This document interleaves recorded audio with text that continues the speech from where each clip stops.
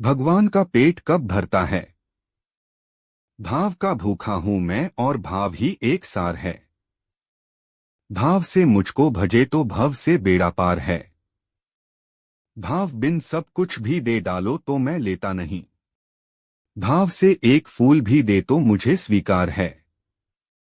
भाव जिस जन में नहीं उसकी मुझे चिंता नहीं।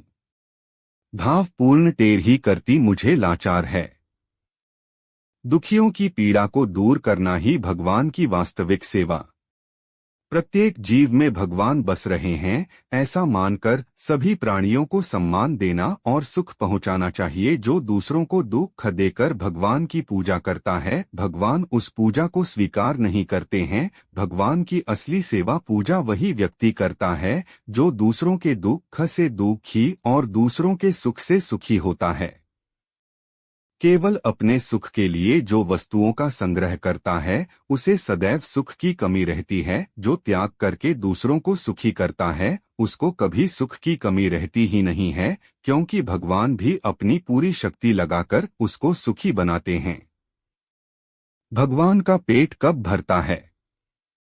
तीनी लोक नवखंड में सदा हो जेवनार। कै सबरी कै बिदुर घर तृप्त हुए दुई बार। अर्थात यद्यपि संसार में सदैव ही भगवान के निमित्त भंडारे ब्रह्मभोज आदि चलते रहते हैं, परंतु भगवान केवल 2 बार ही शबरी और विदुर जी के घर कंदमूल खाकर पूर्ण तृप्त हुए थे। प्राचीन काल में एक परम शिवभक्त राजा था। एक दिन उसके मन में इच्छा हुई कि सोमवार के दिन अपने आराध्य भगवान शिव का हौद, वह भाग जहां जलहरी सहित पिंडी स्थित होती है, दूध से लबालब भर दिया जाए। जलहरी का हौद काफी चौड़ा और गहरा था। राजा की आज्ञा से पूरे नगर में डुबकी पिटवा दी गई कि सोमवार के दिन सारे ग्वाले शहर का पूरा दूध लेकर शंकर जी के मंदिर आ जाएं। भगवान का हौद भरना है, जो इसका उल्लंघन करेगा वह कठोर दंड का भागी होगा। राजा की आज्ञा सुनकर सारे ग्वाले बहुत परेशान हुए। किसी ने भी अपने बच्चों को दूध नहीं पिलाया और न ही गाय के बछड़ों को दूध पीने दिया। दुधमुहे बच्चे भूख से व्याकुल होने लगे। सभी ग्वाले सारा दूध इकट्ठा कर मंदिर पहुंचे और भगवान शंकर के हौद में दूध छोड़ दिया, किंतु आश्चर्य, इतने दूध से भी हौद पूरा न भर सका। यह देखकर राजा बड़ी चिंता में पड़ गया। तभी एक बुढ़िया एक लुटिया भर दूध लेकर आई और बड़े भक्तिभाव से भगवान पर दूध चढ़ाते हुए बोली, शहर भर के दूध के आगे मेरे लुटिया भर दूध की क्या बिसात। फिर भी भगवान मुझ बुढ़िया की श्रद्धा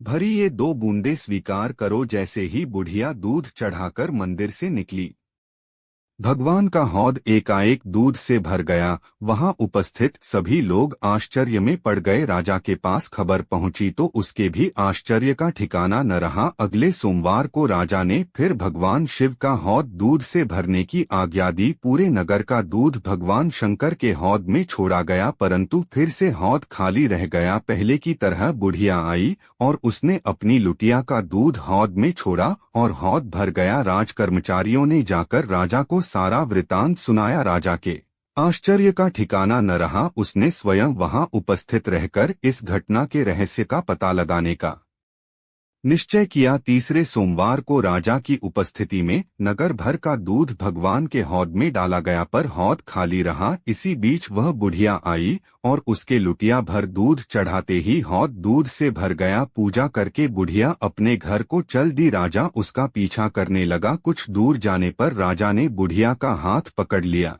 बुढ़िया भय से थर थर कांपने लगी। राजा ने उसे अभय देते हुए कहा, माई मेरी एक जिज्ञासा शांत करो। तुम्हारे पास ऐसा कौन सा जादू टोना या मंत्र है जिससे तुम्हारे लुटिया भर दूध चढ़ाते ही शंकर जी का हौद एकाएक भर जाता है। बुढ़िया ने कहा, मैं जादू टोना मंत्र तंत्र कुछ भी नहीं जानती, नहीं करती हूँ। घर के बाल बच्चों ग्वाल बालों सभी को दूध पिलाकर तृप्त कर बचे दूध में से एक लुटिया दूध लेकर आती हूँ।